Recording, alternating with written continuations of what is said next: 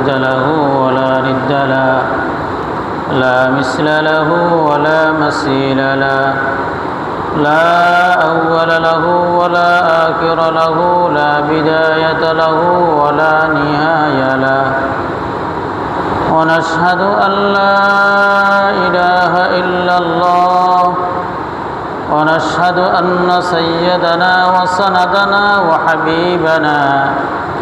وحبيب ربنا ومولانا محمدا عبده ورسوله، أرسله بالحق بشيرا ونذيرا وداعيا إلى الله بإذنه وسراجا منيرا. أما بعد، فأعوذ بالله من الشيطان الرجيم. وما أصابكم من مصيبة فبما كسبت أيديكم ويعفو عن كثير. وقال سيدنا رسول الله صلى الله عليه وسلم: أشد البلاء الأنبياء، ثم الأمثال فالأمثال، أو كما قال النبي عليه الصلاة والسلام. اللهم صل على سيدنا محمد وعلى آل محمد، كما صليت على إبراهيم وعلى آل إبراهيم إنك حميد مجيد. اللهم بارك على محمد وعلى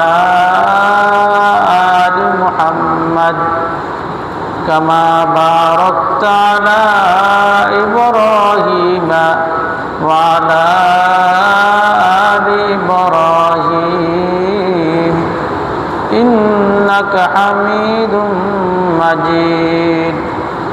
اللهم صل على سيدنا محمد كلما ذكره الذاكرون وكلما غفل عن ذكره الغافلون. أستغفر الله الذي لا إله إلا هو الحي القيوم، وأتوب إليه، لا حول ولا قوة إلا بالله العلي العظيم. أستغفر الله الذي لا إله إلا هو الحي القيوم، وأتوب إليه، لا حول ولا قوة إلا بالله العلي العظيم. মুআজ্জাজ মুহতারাম মুরব্বিয়ান আযম আজিজ তালাবায়ে মাদ্রাসায়ে দারুল উলুম, আল্লাহ তাআলা অসংখ্য অগণিত শুকর আদায় করে যে রব্বে কারীম আমাদের সকলকে সমস্ত মুসিবত থেকে হেফাজত করে। আল্লাহ তাআলার ঘরের মধ্যে আল্লাহ তাআলার বড়াই বড়ত্বের কথা শোনা এবং আল্লাহ তাআলার ইবাদতের উদ্দেশ্যে জুমার নামাজ আদায়ের লক্ষ্যে দারুল উলুম মাদ্রাসা মসজিদে আসার এবং বসার তৌফিক দান করেছেন। রব্বে কারীমের শুকর আদায় করি আলহামদুলিল্লাহ। আল্লাহ তাআলার অপার মেহেরবানি আর দয়া, সারা বাংলাদেশের মধ্যে বৃষ্টি হইতেছে বেশ কম। ফেনী জেলার মধ্যে কতগুলা মাদ্রাসা মসজিদের মধ্যেও পানি ঢুকে গেছে, তারা পানিতে কষ্ট পাইতেছে। এরকম বিভিন্ন জেলার মধ্যে লক্ষ্মীপুরের মধ্যেও কিছু কিছু বাড়িঘরে কিছু কিছু অঞ্চলে পানি ঢুকে গেছে। বন্যা দুর্গত এলাকা, তারা খুবই কষ্টে আছে। আমাদের একেবারেই কাছের মাঝদিতেও কোনো কোনো জায়গার মধ্যে পানি উঠে গেছে, বাসা বাড়ির থেকে বাইরে হওয়া কষ্টকর। আল্লাহ তাআলা আমাদেরকে এখনও ভালো রাখছেন। আমাদের বাড়িঘরগুলোকে এখনও আল্লাহ তাআলা ভালো রাখছেন, যদিও কিছু কিছু বাড়ির দরজার মধ্যে পানি উঠে গেছে। তো আল্লাহ তাআলাই মুসিবত দেন, আল্লাহ তাআলার পক্ষ থেকে মুসিবত আসে। যখন আল্লাহ তাআলার পক্ষ থেকে মুসিবত আসলো, তো প্রত্যেকের উচিত হইল আল্লাহ তাআলার দিকে মোতাবাজ্জু হওয়া, আল্লাহ তাআলার দিকে ফিরে যাওয়া। যে আল্লাহ তাআলার থেকে যখন মুসিবত আসছে, তখন আল্লাহ তাআলার কাছে আমাদের প্রত্যেক ব্যক্তিকে যাওয়া উচিত। কোনো ব্যক্তির আচার আচরণ কথাবার্তা যেন এরকম না হয় যে আল্লাহ তাআলা মুসিবত দিচ্ছেন, তো আল্লাহ তাআলার সাথে আবার আমাদের কুফরি কথাবার্তা যদি বলি, তাহলে আমাদের তো মুসিবত বাড়তেই থাকবে, মুসিবত কমবে না। সারা বিশ্বের সমস্ত মানুষ যদি এখন আল্লাহ তাআলা বিরুদ্ধে মিছিল করে, কোনো লাভ হবে? কোনো লাভ হবে না। আল্লাহ তাআলা বান্দার যখন যে অবস্থায় থাকে, বান্দাকে আল্লাহ যখন যে মুসিবত দেন, বান্দার উচিত হলো সেই মুসিবতের উপর সবর করা।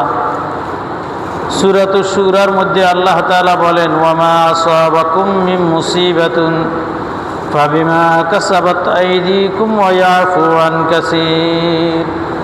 ওয়ামা আসাবাকুম মিন মুসিবাতিন, যত মুসিবত আল্লাহ তাআলার পক্ষ থেকে আসে, যত মুসিবত তোমাদেরকে পাকড়াও করে, ফাবিমা কাসাবাত আইদিকুম, প্রত্যেকটা মুসিবত হইল তোমাদের হাতের কামাই।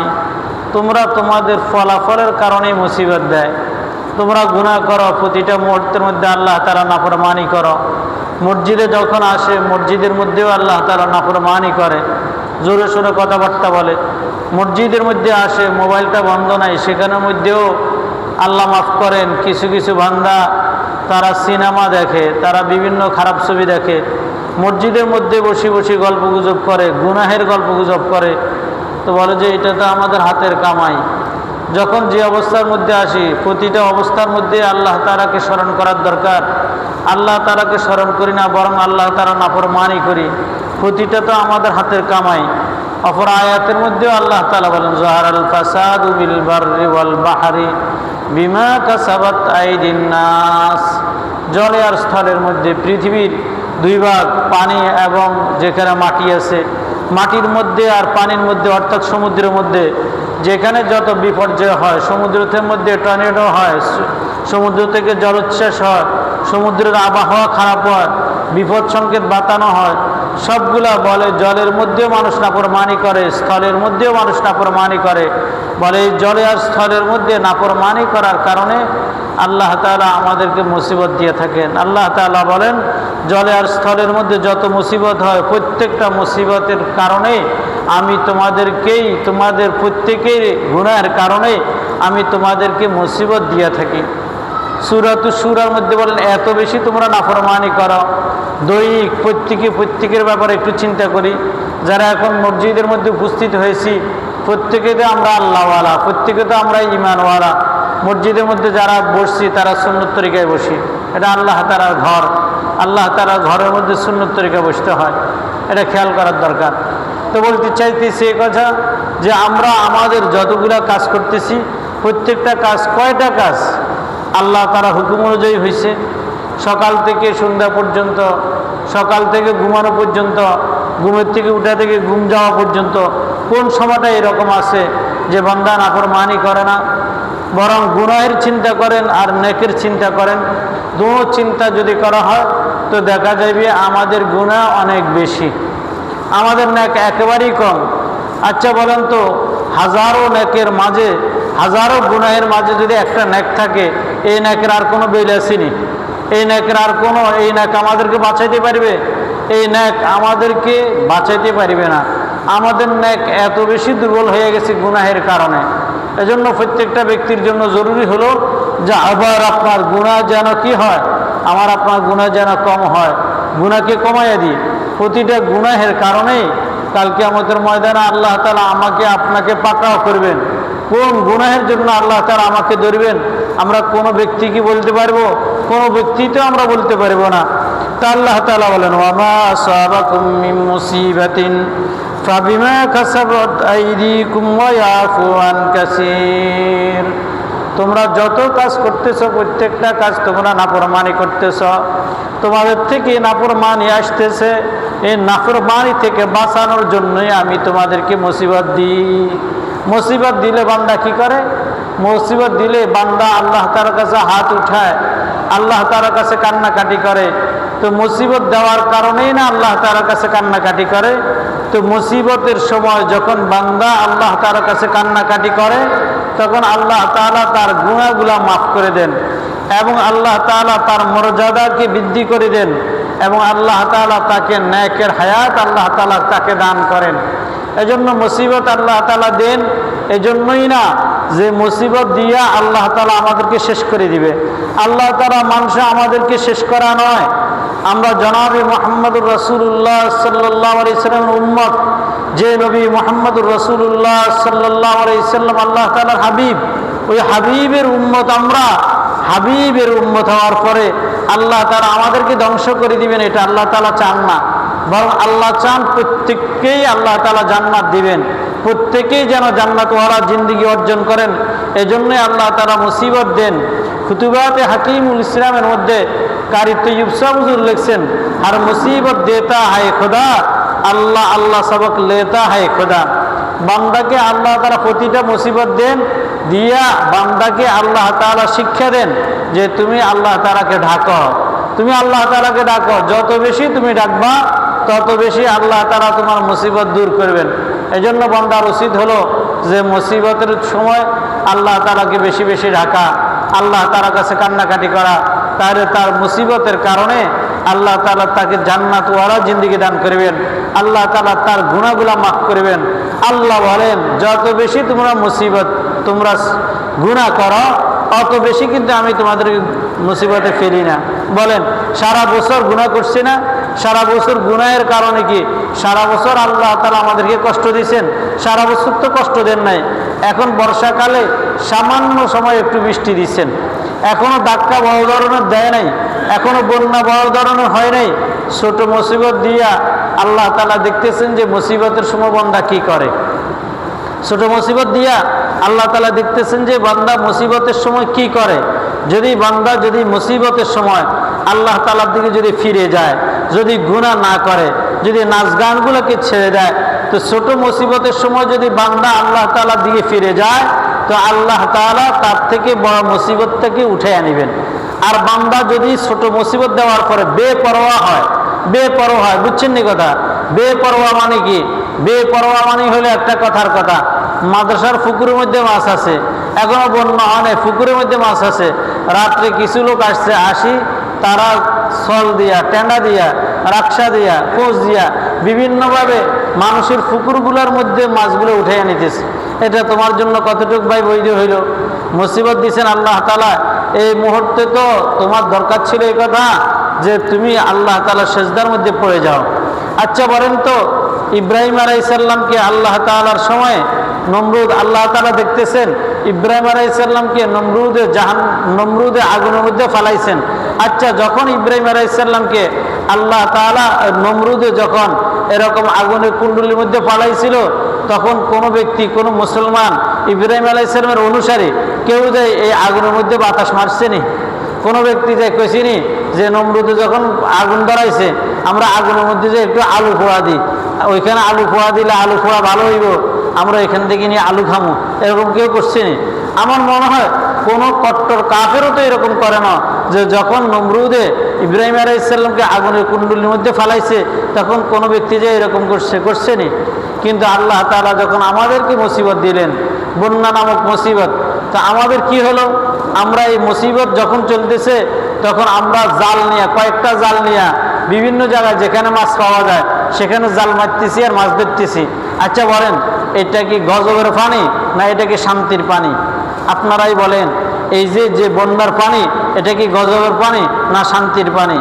তো গজবের পানি যদি হয়, গজবের পানি কি করি? এটা কি করি? এই গজবের পানিটার মধ্য থেকে মাছ তুলি নিমু আর খামু? আমার তো এটা কখনো সাহসে দেয় না, আমি কখনো এই সাহস করিনি, আল্লাহ মাফ করেন। বরং যারা করছেন এটা আমি ওদেরকে রাগ করছি যে বন্যার পানির মাছ কেমনে আপনারা ধরেন? বন্যা চলতেছে, এই মুহূর্তে আপনি একেবারে জাল নিয়ে বাইর রইলেন, দিন কি দিন আপনি মাছ ধরতেছেন, আপনার মুখের মধ্যে হাসি, বোঝা গেল কি যে আল্লাহ তাআলা যে গজব দিছে এই গজবের উপর আপনি খুশি, এই গজবের উপর আপনি কি? আচ্ছা, এটা আপনার অবস্থা দ্বারা বোঝা গেছে না? তো এটা তো আল্লাহ তাআলা দেখতেছেন যে বান্দা কি করতেছে। এই জন্যই মুসিবত চলতেছেন, এই বলার উদ্দেশ্য হলো এরকম খুশিও হওয়া ঠিক না। যখনই গজব চলে, গজবের জায়গার মধ্যে অপেক্ষা করাও ঠিক না। হজের মধ্যে যারা গেছেন তারা বলতে পারবেন যে আব্রাহার বাদশাহ যে হস্তি বাহিনী আসছে এই কাবাঘরকে ধ্বংস করার জন্য, হাজী সাহেবদেরকে বড় হয়েছে যেখানে আব্রাহার হস্তি বাহিনীকে ধ্বংস করা হলো, যেন হাজী সাহেবরা এখান থেকে দৌড়ে যায়। এখান থেকে কি করে? যেন দৌড়ে যায়, এখানে যেন অপেক্ষা না করে, এখান থেকে যেন আসতে না হাঁটে, তারা যেন কি করে? যেন দৌড়ে যায়। কারণ এটা গজবের জায়গা। এটা কিসের জায়গা? গজবের জায়গা। তাহলে গজবের জায়গার মধ্যে অপেক্ষা করতে নিষেধ করা হলো। আর যখন গজব চলমান, বন্যার পানি চলমান, তা আমরা 3-4টা জাল নিয়ে বাইরে হইয়া মাছ ধরতেছি, আনন্দ উৎফুল্ল করতেছি, আমাদের মুখে হাসি, আমরা তামাশা করতেছি। আচ্ছা, এতে কি আল্লাহ তাআলা কি নারাজ হবে না আল্লাহ তাআলা আমাদের উপর খুশি হবে? আল্লাহ তাআলা নারাজ হবে। ভাই বন্ধুগণ, এই জন্য যারা বয়ান শুনতেছি, সারা বছর মাছ খাইতেছি, বন্যার সময় একবারে মাছ নিয়ে ফাড়াফাড়ি করা, আনন্দ উৎফুল্ল করা, এটা আমাদের ঠিক না। তো আল্লাহ তাআলা সারা বছরে আমাদেরকে পুরা মুসিবত দেন নাই, যে পরিমাণ আমরা গুনাহ করছি। আচ্ছা, মোবাইলের গুনাহ এটা কি এখন করতেছি না সারা বছর করছি? সারা বছর করছি। আল্লাহ মাফ করেন, আল্লাহ মাফ করেন। আমি বাইতুল্লাহতে আল্লাহ তাআলা আমাকে যাওয়ার তৌফিক দান করছিলেন। তো বাইতুল্লাহর দোতলায় উঠি তাওয়াফ করছিলাম দিনের বেলায়, হিম্মত হয় নাই নিচতলায় একটু তাওয়াফ করবো, এটা আমার হিম্মত হয় নাই। এই জন্য দোতলায় তাওয়াফ করছি দিনের বেলায়। তো তাওয়াফ করি, দোতলার সিঁড়ি দিয়ে নামতেছি, একটা ব্যক্তিকে দেখতেছি সে বসি বসি বাইতুল্লাহর সিঁড়ির মধ্যে বসে বসে ছবি দেখতেছে। বাইতুল্লাহর সিঁড়ির মধ্যে বসে বসে কি করতেছে? সে ছবি দেখতেছে, হারামের সিঁড়ির মধ্যে বসে ছবি দেখতেছে। আচ্ছা বলেন, এই হারামের সিঁড়ির মধ্যে বসে ছবি দেখেন লোক, এটা আমরা শুনি আমাদের কাছে কষ্ট লাগতেছে। আমাদের দেশে এরকম মুসলমান আসেনি যারা মসজিদে বসে বসে ছবি দেখে, যারা মসজিদের মধ্যে মোবাইল চালায়, এরকম ব্যক্তি আসেনি? আছে, আছে, এরকম অহরহ আছে। একজন নয়, দুইজন নয়। আরে কয়েকদিন আগের কথা বলতেছি, সম্ভবত 2-3 দিনের বেশি হয় নাই, হয়তো 3 দিন হবে। একজন ব্যক্তি, একজন মহিলা, সে পরকীয়ার মধ্যে লিপ্ত হয়েছে। তার আপন মেয়ে মাকে উলঙ্গ অবস্থায় দেখছেন, এবং যার সাথে পরকীয়া লিপ্ত হয়েছেন, জানার মধ্যে লিপ্ত হয়েছেন, তাকে দেখছেন। দেখার কারণে মা এই অবস্থায় বাচ্চার কান কাটি দিছে। এরপরে যার সাথে জানার কাজে লিপ্ত হয়েছে, এই বেহায়া, এই নিরজ্জ, এই জানাকার, এই ছোট বাচ্চার লজ্জাস্থান দিয়ে রড ঢুকাইয়া তাকে মারছেন। মায়েরা কি করছেন? তাকে মসজিদের দোতলা রাখিয়ে আসছে ইমাম সাহেব আর মুয়াজ্জিনকে ফাঁসানোর জন্য। তাহলে আমাদের সমাজ আইয়ামের জাহিলিয়াত থেকে কি ভালো হয়েছে নি? আমাদের সমস্ত আইয়ামের জাহিলিয়াত থেকে আরো খারাপ হয়েছে। আইয়ামের জাহিলিয়ার মধ্যে এত বড় নাফরমানি হয় নাই। সুমাইয়া রাদিয়াল্লাহু তাআলা আনহার লজ্জাস্থান দিয়ে তাকে হত্যা করছেন, লজ্জাস্থানে লাকড়ি ঢুকাইয়া। এটা কি মুসলমানে করছে না কাফেরে করছে? এটা কাফেরে করছে। আর এখানে যে বাচ্চাকে হত্যা করা হয়েছে, এই বাচ্চাকে কে হত্যা করছে? এখনো তোমরা সুন্নত তরিকা বসলে না? ইশারাতে বলছি, বুঝো না? কিভাবে বসতেছ মসজিদের মধ্যে? বলার পরে বুঝো না তোমরা? আহলে ইলম কিতাব কথাটা যেটা বলতে চাই সেটা হলো যে এটা যে সব লোকগুলা এত বড় নাফরমানির মধ্যে ফুঁসে গেছে। কত বড় নাফরমানির মধ্যে ফুঁসে গেছে, নিজের সন্তানকে হত্যা করছেন। এইরকম তো দরকার ছিল এই ব্যক্তিকে আল্লাহ তাআলা গজবে মাটি গিলি ফেলার জন্য, মাটি গিলি ফেলার দরকার ছিল। অন্যায় তো করছে। আর মসজিদের ইমাম মুয়াজ্জিনকে ফাঁসানোর জন্য মসজিদের দোতলার মধ্যে তারা এরকম একটা নিরীহ বাচ্চাকে, নিষ্পাপ বাচ্চাকে রেখে আসছেন। সারা বছর এরকম আমাদের নাফরমানি চলতেছে। এরপরেও আল্লাহ তাআলা আমাদেরকে মাফ করতেছেন। সময় সময় আল্লাহ তাআলা মুসিবত দেন, সব সময় দেন না। আল্লাহ তাআলা এই সূরার মধ্যে বলতেছেন, ওমা আসাবাকুম মিন মুসিবাতিন ফাবিমা কাসাবাত আইদিকুম ওয়া ইয়াফু আন কাসীর।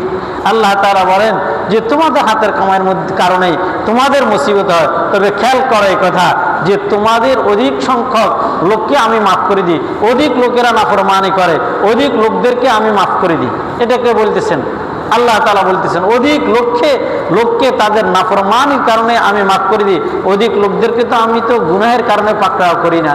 আমি তো ভূমিকম্প দিই না, আমি তো জমিনকে বলি না এই জমিন তোমরা গিলে ফেলো, এই ব্যক্তি আমার উপর এত বড় নাফরমানি করলো, নিজে তো জেনা করছে, আবার নিজের বাচ্চাকে হত্যা করলো, আবার মসজিদের দোতলার মধ্যে বাচ্চাকে রেখে আসছে। এই কথা তো আমি আল্লাহ তাআলা বলি না। এই গত সপ্তাহের মধ্যে আরেক বাবা তার স্ত্রীর সাথে বাদ বিতণ্ড হইয়া স্ত্রী ঘর থেকে বাইর হই বাপের বাড়িতে চলে গেছে। বাবা মেয়েকে হাতুড়ি দিয়ে ফিটাইয়া তাকে মেরে ফেললো, 4 বছরের মেয়েকে তাকে মেরে নদীর মধ্যে বসাইয়া দিছে। কোন জামানার মধ্যে আমরা চলে আসছি বলেন? কোন জায়গার মধ্যে আমরা চলে আসছি? আমাদের নাফরমানি কি পরিমাণ বেড়ে গেছে, কি পরিমাণ আমাদের নাফরমানি হয়ে গেছে। আমরা তো অতীতের আইয়ামে জাহেলিয়ার কাহিনী শুনি, আমরা কাঁদতাম যে আইয়ামে জাহেলিয়ার লোকেরা কিভাবে নিজের কন্যা সন্তানকে কিভাবে জীবিত হত্যা করতেন, কিভাবে তারা কবর মধ্যে রাখে আসতেন।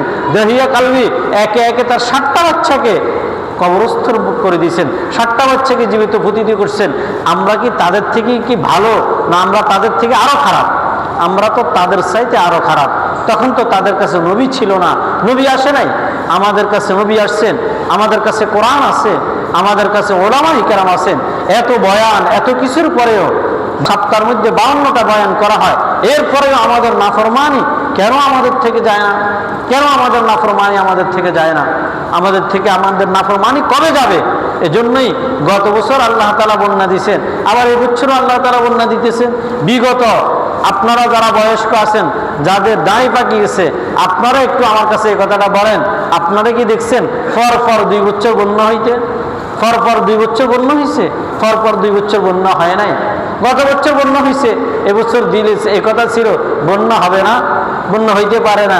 গত বছর হয়েছে, এবছর গিয়ে দিবনি আল্লাহ তাআলা বন্যা, কিন্তু না, এবছরও তো দিয়া দিল, এবছরও তো বন্যা দিয়া দিল। এরপরেও আমাদের মধ্যে কেন ইহসাস নাই? আমাদের কাছে কেন অনুভূতি নেই? আমাদের গুনাহ কেন দিন দিন বাড়তেছে? কেন আমাদের গুনাহ এত বেশি বাড়তেছে? আল্লাহ তাআলা বলেন, কত আমি দয়ালু, ওয়ায়াফু আন কাসীর, আমি তোমাদেরকে এরপরেও তো আমি তোমাদেরকে মাফ করে দিতেছি, এরপর আমি তোমাদেরকে মাফ করে দিতেছি। তোমাদের যখন নাফরমানি যখন বাড়ি যেতেছে, তা আল্লাহ তাআলা বলেন তোমাদের এই নাফরমানির মধ্যে তোমাদের কি করার দরকার?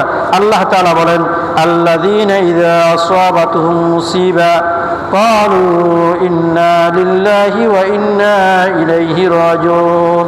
যখন কোনো ব্যক্তির যখন মুসিবত এসে যায়, যখন কোনো ব্যক্তির উপর যখন মুসিবত আসে, যখন আল্লাহ তাআলা পক্ষ থেকে যখন কোনো গজব আসে, ক্বালু, তখন তাদের বলা উচিত ইন্না লিল্লাহি ওয়া ইন্না ইলাইহি রাজিউন, ইন্না লিল্লাহি ওয়া ইন্না ইলাইহি রাজিউন।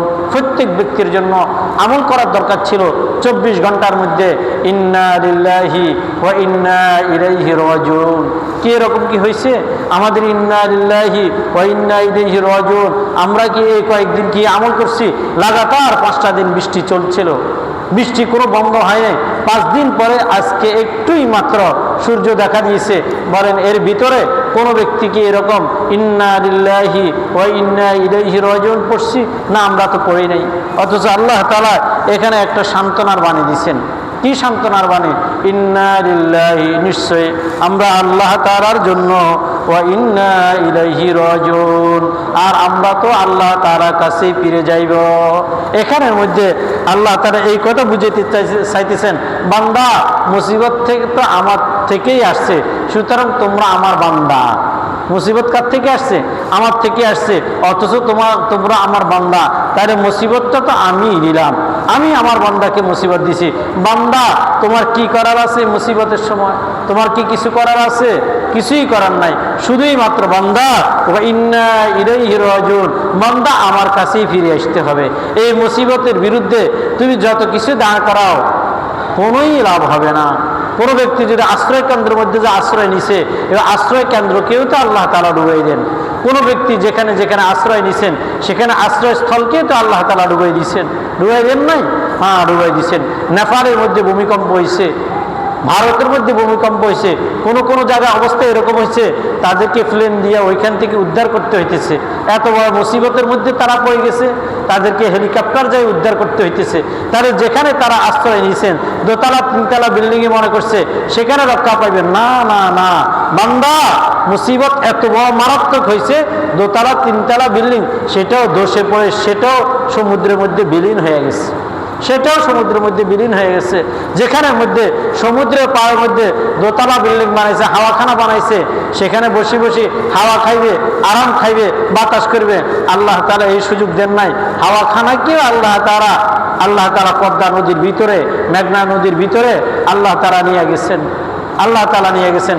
এজন্য আল্লাহ তাআলা বলেন যে মুসিবত যখন আমার থেকে আসছে, তা আমার উপরেই তো তোমাকে তো আমার কাছেই ফিরে আসার দরকার। কিচ্ছু করার নাই বান্দা, তোমার কিচ্ছু করার নাই। যত কিছুই করবা সমস্ত কিছুকে আমি নস্যাৎ করে দিব। তোমার ব্রেনের দ্বারা যত কিছু বানাইবা আমি নস্যাৎ করে দিব। শুধু আমি একটা ইচ্ছাই, বান্দা ফিরে আসো, আমার কাছেই ফিরে আসো, আমার কাছে ফিরে আসো। আমার কাছে ফিরে আসা ছাড়া তোমার কোনো তোমার গত্যন্তর নাই, তুমি আর কোনো পথ পাইবা না। আল্লাহ তাআলা একদিন জিব্রাইল আলাইহিস সালামকে জিজ্ঞাসা করতেছেন, জিব্রাইল বলো তো দেখি, তুমি তো বহু মানুষের প্রাণকে হরণ করছো, বহু মানুষের প্রাণকে তুমি নিয়ে আসছো, তোমার কি কখনো মন কাঁদছে কারোর জন্য? তোমার কখনো কি মন কাঁদছে কারোর জন্য যে তুমি প্রাণ নিয়ে আসতেছো? তোমার মনে দয়া হয়েছে, তুমি এরকম, তোমার কি মন কাঁদছিল? যে হ্যাঁ আল্লাহ, আমি দুই ব্যক্তির ব্যাপারে আমার মন কাঁদছিল, আমার মনের মধ্যে খুব খারাপ লাগছিল। বলছে ওই দুই ব্যক্তিকে বললো, আল্লাহ সমুদ্রের মধ্যে একবার জলোচ্ছ্বাস হয়েছিল, সমুদ্রের ঢেউ বাড়ি গেছিল, সমুদ্রের মধ্যে জাহাজ ছিল, জাহাজটা ডুবে যাইতেছিল, পরে ডুবিয়ে গিয়েছিল, জাহাজের সমস্ত লোক মারা গেছে, কিছু লোক একটা বড় তক্তার মধ্যে, কাঠখণ্ডের মধ্যে তারা আশ্রয় নিয়েছিল। তার মধ্যে একজন মহিলা ছিল গর্ভবতী। ওই মহিলা এই কাঠখণ্ডের মধ্যে বাঁচতে বাঁচতে যখন একটু সমুদ্রের কিনারার মধ্যে আসছিল, তখন সে বাচ্চা প্রসব করছিল, কাঠখণ্ডের মধ্যে বাচ্চা প্রসব করছিল। আল্লাহ তুমি আমাকে বলছিলে এই কথা, এই মহিলার প্রাণ যেন আমি হরণ করি, আমি যেন এই মহিলার যেন এখনই মৃত্যু দিয়ে দিই। আল্লাহ আমি সাথে সাথে তার জান কবজ করলাম। আল্লাহ আমার কাছে খুব খারাপ লাগছে, একটা বাচ্চা মাত্র তার মা ভূমিষ্ঠ করলো সমুদ্রের মাঝে কাঠখণ্ডের উপর, মা ছাড়া এই বাচ্চার কে আছে? মাই তো দুধ পান করাইবে, মাই তো এই বাচ্চার লালন পালন করবে। আল্লাহ তুমি হুকুম করছো, আমার কিচ্ছু করার নাই। আল্লাহ আমি এই মহিলার জানটা কবজ কইরা এই মহিলার প্রাণ কবজ করছিলাম, আমার কাছে খুবই কষ্ট লাগছিল, খুবই কষ্ট লাগছিল। আল্লাহ বলেন, হ্যাঁ তারপরে আর কার জন্য তোমার কষ্ট লাগছিল? আরেক ব্যক্তির জন্য কষ্ট লাগছিল। আল্লাহ ওই ব্যক্তি তোমার নাফরমানি করছিল, জগতের মধ্যে নাফরমানি কইরা ওই ব্যক্তি একটা জান্নাত বানাইছে, জান্নাত বানানোর পরে সে গোয়াত করে উঠা সে তার জান্নাত দেখবে, জান্নাত বানানো শেষ, সে যেভাবেই ওলামায়ে কেরামদের মুখে, নবীদের মুখে যেভাবে জান্নাতের নাজ নেয়ামতের কথা শুনছে, এরকম ভাবে সে একটা জান্নাত তৈরি করছে। সে তোমার জান্নাতে ঢুকবে না, সে তার জান্নাতেই ঢুকবে। সেই জন্যই তার জান্নাতে ঢুকার জন্য সে চলে গেছে, তার জান্নাতে ঢুকবে, গোয়াত করে যাইতেছে, গোয়ার মধ্যে এক পাও আরেক পা জমিনে দিছে, সে জান্নাতে ঢুকবে। তুমি আমাকে এই মুহূর্তে বললে তার জানটা কবজ করো। আল্লাহ আমি তার জানটা কবজ করে নিয়ে আসছিলাম, আমার মন বলছিল এই কথা, অন্তত তার জান্নাতটা সে একবার ঘুরে দেখুক, তারপরে তার মৃত্যু হোক। আল্লাহ তুমি এই সুযোগ দিলা না। আল্লাহ বলেন, যে ব্যক্তি সমুদ্রের মাঝে যে বাচ্চার জন্য তোমার মন কাঁদছিল, ও বাচ্চাটাকে আমি সমুদ্রের কিনারা নিয়ে আসছিলাম। একটা ভাগিনী অর্থাৎ মহিলা বাঘ এই বাচ্চাটাকে কামড়াইয়া সে বনের মধ্যে নিয়ে আসছে, আসিতে তার গর্তের মধ্যে সে ঢুকাইছে, ওই বাঘিনীর বাচ্চাগুলো মারা গেছে। ওই বাঘিনী তার দুধের ব্যথা যন্ত্রণা সে সহ্য করতে পারছে না, সে বাচ্চাটাকেই সে দুধ পান করাইছে। পরবর্তীতে বাচ্চাটা বড় হয়েছে, বড় হইয়া সে আমার নাফরমানি কইরা আমার বিরুদ্ধেই সে জান্নাত বানাইছে। তাহলে প্রথম যে বাচ্চার জন্য তুমি কাঁদছিলা, শেষে যে ব্যক্তির জন্য কাঁদছিলা, একই ব্যক্তি সে, একই ব্যক্তি সে। তুমি এই কথা বলছিলা, তোমার কাছে খুবই খারাপ লাগছে। আসলে আমি আল্লাহ তাআলা ওই ব্যক্তিকে যে ভাগে মানুষকে খেয়ে পেরে এই ভাগের কাছে রাইখেই লালন পালন করছিলাম, আর শেষে আমার নাফরমানি সেই তো করছিল, সেটা আমার নাফরমানি করছিল। তাহলে চিন্তা করো, আমি আল্লাহ তাআলা নাফরমানি তো সে করছে, আমি কখন কি করব, কখন কার দ্বারা কি করি আমি ছাড়া আর কেউ জানে না, আমি ছাড়া আর কেউ জানে না। এজন্যই একটা কবিতা মনে পড়লো, মুসা জিবরাইল রব্বাহু মুরসালুন, যে একজন নামে হইল মুসা, তাকে লালন পালন করছিল জিবরাইল, আর সেই ব্যক্তি ফাহুয়া কাফিরুন, সে পরবর্তীতে কাফর হয়ে গেছে। ওয়া মুসা রব্বাহু ফিরআউন ফাহুয়া রাসূলুন, বলে যে আরেকজন মুসা, যে ব্যক্তিকে আমি ফেরাউনের ঘরে লালন পালন করছিলাম, ওই ব্যক্তি তো শেষ পর্যন্ত রাসূল হয়ে গেছে।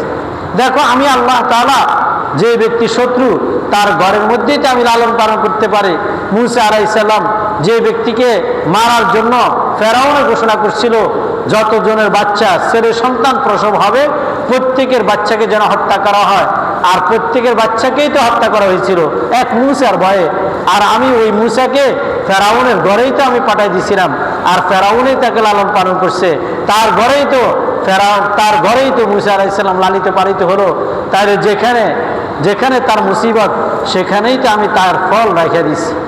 এজন্যই যখন আল্লাহ তাআলা পক্ষ থেকে কোনো মুসিবত আসে তখন কোনো ব্যক্তির এই কথা বলা ঠিক না যে আল্লাহ আমারই দেখলো আর কাউকে দেখলো না। অথচ আল্লাহ তাআলা মুসিবত দেন, মুসিবতের মধ্যেই কিন্তু ফল, মুসিবতের মধ্যেই কিন্তু নেয়ামত। মুসিবত ছাড়া কোনো ব্যক্তির কোনো নেয়ামত হয় না। আচ্ছা বলেন, কোনো মা বাচ্চাকে গর্ভে ধারণ করা, কোনো মা 10 মাস 10 দিন পর্যন্ত বাচ্চাকে গর্ভে ধারণ করলো, আপনারা যারা বাবা আছেন মায়ের পাশে থাকেন, একটু আপনারা চিন্তা করেন, আপনার স্ত্রীর পাশে তো থাকেন, একটু অনুভব করেন তো 10 মাস 10 দিন পর্যন্ত একটা মা বাচ্চাকে গর্ভে ধারণ করা এটা কি সহজ না এটা কঠিন বলেন? অনেক অনেক কঠিন, অনেক কঠিন। কিন্তু একটা মা তার বাচ্চার জন্য কি পরিমাণ পাগল হয়, কি পরিমাণ পাগল হয়। সবচাইতে কষ্ট হলো যখন সন্তানটা ভূমিষ্ঠ হয়, তখন মা কি করে, একজন মা কি করে, তার মা যদি বেঁচে থাকে তার মাকে খবর দিয়ে আনে, মার কাছে মাপ চায়, মা জীবনে অনেক ভুল করছি, মা মাফ করে দিয়ে। শাশুড়ির লগে যদি বেয়াদবি করে এই অন্তিম মুহূর্তে শাশুড়িকে ডাকি বলে, শাশুড়ি আম্মা আপনার সাথে অনেক বেয়াদবি করলাম, 2টা পা ধরে বলতেছি আমাকে মাফ করে দিয়েন, মা মনে হয় আমি বাঁচবো না, এটা আমার জিন্দেগির শেষ মুহূর্ত। স্বামীকে ডাকে বলে, স্বামী যেভাবে আপনার খেদমত করা দরকার ছিল, স্বামী গো আপনার সেই খেদমত আমি করতে পারি নাই, শেষ মুহূর্ত, আমি আর বাঁচবো না, আমাকে মাফ করে দেন, এটা আমার জীবনের শেষ মুহূর্ত। এরপরেও এইরকম যে ব্যক্তি মনে করে যে সন্তান গর্ভে ধারণ করা কঠিন একটা মুসিবত, সন্তান ভূমিষ্ঠ করা কঠিন একটা মুসিবত, সন্তান ভূমিষ্ঠ হওয়ার পরে 2 বছর পর্যন্ত দুধটা কে পান করায়? মা পান করায়। দুধ পান করানো কষ্ট, এটা মা সহ্য করে। এরপরেও মা চায় একজন সন্তান তার গর্ভের মধ্যে আসুক, একটা সন্তান তার কোলের মধ্যে লালিত পালিত হোক। কোন মা না চায় বলেন? কোন মা না চায় তার সন্তান দুনিয়ার মধ্যে না আসুক? প্রত্যেক মাই চায় তার গর্ভে যেন একটা সন্তান আসে। রিস্ক। এরপরেও একজন ডাক্তার চিকিৎসা নিতেছে, একটা মার চিকিৎসা নিতেছে, গর্ভবতী মার চিকিৎসা নিতেছে। শেষ মুহূর্তে ডাক্তার দীর্ঘক্ষণ প্রায় 7 ঘন্টা পর্যন্ত সন্তানকে বাঁচানোর জন্য, 2টা বাঁচানো কিছুতেই সম্ভব নয়। এখন নতুবা সন্তান বাঁচবো, কোনটা কি করতাম বলেন? বলল যে আমি বাঁচার দরকার নাই, আমার সন্তানটাকে বাঁচিয়ে দিন। আমি বাঁচতে চাই না, আমি চাই আমার সন্তানটা যেন বেঁচে যায়। তার একজন মা কি পরিমাণ সন্তানের জন্য ভালোবাসা, কি পরিমাণ মহব্বত সন্তানের জন্য, যে নিজের প্রাণকে বিসর্জন দিয়া মা চায় দুনিয়ার মধ্যেই তার একটা সন্তান সুন্দর করে দুনিয়ার মধ্যে আসুক। তার প্রতিটা মানুষ যখন মুসিবত আসে তো প্রতিটা মুসিবতকে মুসিবত না মনে করা, মানে মুসিবতের উপর সবর করা। একজন ঈমানওয়ালার সবচেয়ে বড় দায়িত্ব হলো মুসিবতের সময় সবর করা। বাড়িতে পানি উঠছে এজন্য আল্লাহকে গালি না দেওয়া, পুকুরের মাছ চলে যাইতেছে আল্লাহকে গালি না দেওয়া, ফিশারির মাছ চলে যাইতেছে আল্লাহ তাআলাকে গালি না দেওয়া, বরং মুসিবতের সময় সবর করা। মুসিবতের সময় সবর করা সবচাইতে, এই যে মুসিবত, প্রতিটা মুসিবত আল্লাহ তাআলা পক্ষ থেকে নেয়ামত হয়। প্রতিটা মুসিবত কি হয়? আল্লাহ তাআলা পক্ষ থেকে নেয়ামত হয়। একজন মানুষ যখন শীতকালে যখন একজন লোক হঠাৎ করে, তার কণ্ঠ ছিল চিকন, রাত্রিবেলায় শুইছে একটা বা পুরুষ বা মহিলা চিকন কণ্ঠওয়ালা, তার রাত্রের মধ্যে স্বপ্নদোষ হয়ে গেছে, সকালবেলা তার মোটা কণ্ঠ হয়ে গেছে, শীতকালের মধ্যে তার গোসল করতে হবে, সে গোসল করে না? গোসল করে। আচ্ছা, যে এই যে মুসিবতটা আসছে, তার মনে করেন স্বপ্নদোষ হইল, এই রাত্রির মধ্যে বালেগ হয়েছে, এইটার জন্যই তো সে অপেক্ষায় ছিল যে কোন দিন আমি বালেগ হব, কোন দিন আমি প্রাপ্তবয়স্ক হব, কোন দিন আমার আকল বুদ্ধি ঠিক হবে। বালেগ হওয়ার আগে আকল বুদ্ধি পাকা হয় না, এজন্যই তো অপেক্ষায় ছিল। এই রাত্রির অপেক্ষায় ছিল। তাহলে যদিও এটা একটা মুসিবত, গোসল করতে হবে শীতকালের মধ্যে ভোর রাত্রে উঠি, তাহলে এটাও তো এই একটা মুসিবতকে বান্দা মাইনা নিছে, এটার উপর সে খুশি। আজকে থেকে আমি পরিপূর্ণ পুরুষ, আজকে থেকে আমি পরিপূর্ণ মহিলা হলাম। তাহলে মুসিবতের দ্বারা প্রতিটা মুসিবত এটা আল্লাহ তাআলা পক্ষ থেকে নেয়ামত। প্রতিটা মুসিবত কি আল্লাহ তাআলা পক্ষ থেকে নেয়ামত। দাঁত উঠা এটা কি সহজ না কঠিন বলেন? যখন দাঁত উঠে তখন এটা কঠিন। এক একটা দাঁতের ব্যথা কত মারাত্মক হয়। যাদের 18 বছর বয়স, 19 বছর বয়সে আক্কেল দাঁত উঠে, তখন গলা ফুলে যায়, গায়ের মধ্যে জ্বর আসে। এরপরে যার আক্কেল দাঁত উঠে তাকে জিজ্ঞাসা করিয়েন কি হয়েছে, কয় ভাই আক্কেল দাঁত উঠতেছে। খুশি না বেজা? বলে খুশি। খুশি বুঝে গেছে কি তার আকল এখন থেকে বাড়বে, আকল পাকবে, এই জন্য সে খুব খুশি। আমার আকল পাকবে, আমার আকল বাড়বে। তার আক্কেল দাঁত উঠা এটা কষ্টকর, এরপরেও তো খুশি। এরপরেও কি? এরপরেও খুশি সে ব্যক্তি যে এই মুসিবত এটা বড় একটা নেয়ামত। কখনো কি নয়, ঠিক নয় মিছিল করা, মিটিং করা, এটা বিরোধিতা করা। কেন বলুন আল্লাহ তাআলা দিল, কেন এরকম হলো, এরকম না করা। বরং আল্লাহ তাআলা বলেন যখনই তোমাদের এরকম মুসিবত আসলো, তো মুসিবতের সময় প্রথম আমল তোমরা বলবা ইন্না লিল্লাহি ওয়া ইন্না ইলাইহি রাজিউন, বেশি বেশি পড়বা। দ্বিতীয় কাম কি? আল্লাহ তাআলা বলেন ইয়া আইয়ুহাল্লাযীনা আমানুস্তাঈনু বিস-সাবরি ওয়াস-সালাহ ইন্নাল্লাহা মা'আস-সাবিরিন। আল্লাহ তাআলা বলেন হে ঈমানওয়ালারা, যখন এই তোমাদের কোনো মুসিবত আসে, ইস্তাঈনু, তখন তোমরা আল্লাহ তাআলার কাছে সাহায্য চাইবা সবরের দ্বারা। কিসের দ্বারা? সবরের মাধ্যমে, ধৈর্যের মাধ্যমে আল্লাহ তাআলার কাছে তোমরা সাহায্য চাইবা। ধৈর্যের কথা কেন বলছে? ধৈর্যের কথা এই জন্যই বলছে যেন আমরা যেন গজব না দিই, আমরা যেন গজব না দিই। এরকম আছে না যে খুদা আমার ইনি দেখতো আর কাউকে দেখতো না, এমনিই তো টিনের ঘর, আর আমার ঘরে পানি ঢুকাই দিছে। আমার ঘরে কি দিছে? পানি ঢুকাই দিছে। আমার নোয়াখালী নি দেখতো, লক্ষ্মীপুরের এলাকা তো খুব ভালো আছে। আমগরে গত বছরও ধরা দিছে, এই বছর আবার আমগরে ধরা দিছে। কত জিরা আছে, একটা জিরার মধ্যেও একবারও কই হেদে বন্যা হয় না, বন্যা আমগরে নি শুধু দেখতো। আল্লাহ শুধু আমগরে নি দেখছে, আল্লাহ আমগো উপর নারাজ হয়ে গেছে। এইরকম অনেক কথা বলে। তা আল্লাহ তাআলা এটা ধৈর্যের পরিপন্থী। এটার কি পরিপন্থী? ধৈর্যের পরিপন্থী। তা আল্লাহ তাআলা প্রথম বলেন তোমরা কি করো? ধৈর্য ধরো। প্রথম কাজ হলো যখন এই মুসিবত আসবে ধৈর্য ধরবে। দ্বিতীয় কাজ হলো ওয়াস-সালাহ, দ্বিতীয় কাজ হলো নামাজ পড়বা। কি পড়বা? নামাজ পড়বা। কিসের নামাজ? প্রথম হইল আল্লাহ তাআলার কাছে সাহায্য চাইবো, আল্লাহ আপনি উপকারী বৃষ্টি আমাদেরকে দেন। আমাদেরকে কি দেন? উপকারী বৃষ্টি দেন। বুঝেন না? বৃষ্টি যেটা দেন উপকারী দেন। অর্থাৎ যদি উপকারী বৃষ্টি হয় তাহলে কি বন্যা হবে? বন্যা হবে না। তাহলে আল্লাহ তাআলা বলছেন, আল্লাহই শিক্ষা দিচ্ছেন, আল্লাহ নবী আমাদেরকে শিক্ষা দিচ্ছেন যে তোমরা যখন বৃষ্টি হয় তখন বলবা আল্লাহুম্মা সায়্যিবান নাফিআ, আল্লাহুম্মা সায়্যিবান নাফিআ, আল্লাহ আপনি উপকারী বৃষ্টি দেন। উপকারী বৃষ্টি দিলে কি বেশি বৃষ্টি হবে? বেশি বৃষ্টি হবে না। যে বৃষ্টি হলে ফসল নষ্ট হয়, যে বৃষ্টি হলে ফিশারি মাছ চলে যায়, যে বৃষ্টি হলে পুকুরে মাছ চলে যায়, এইটা কি উপকারী বৃষ্টি না অপকারের বৃষ্টি? অপকারের। তাহলে আমরা বলবো আল্লাহকে আল্লাহুম্মা সায়্যিবান নাফিআ, আল্লাহ আপনি উপকারের বৃষ্টি দেন। আর নামাজ পড়ে আল্লাহকে বলবো আল্লাহ আপনি আমাদেরকে উপকারের বৃষ্টি দেন, উপকারের বন্যা দেন। তাহলে ক্ষতি হবে না। কি হবে না? ক্ষতি হবে না। আর নামাজ পড়ে আল্লাহ বলবো আল্লাহ আমাদের গুনাহের কারণে আপনি বন্যা দিচ্ছেন, আবারও আল্লাহ আমাদেরকে মাফ করে দেন, আমরা গুনাহ করব না, আমরা কি করব না? গুনাহ করব না। তাহলে নামাজ দুইটা হবে। প্রথম নামাজ পড়ে আল্লাহ তাআলার কাছে সাহায্য চাইব যেন উপকারে বৃষ্টি দেয়। দ্বিতীয়ত নামাজ পড়ে আল্লাহ তাআলাকে বলবো আল্লাহ আমি গুনাহ করে ফেলছি, আল্লাহ আপনি আমাকে মাফ করে দেন। এই দ্বিতীয়বার এটা করব। তাহলে দুইটা আমলের কথা কোরআনে কারিমের মধ্যে পাইলাম। এক হলো নামাজ পড়া, আরেকটা হলো ইন্না লিল্লাহি ওয়া ইন্না ইলাইহি রাজিউন পড়া।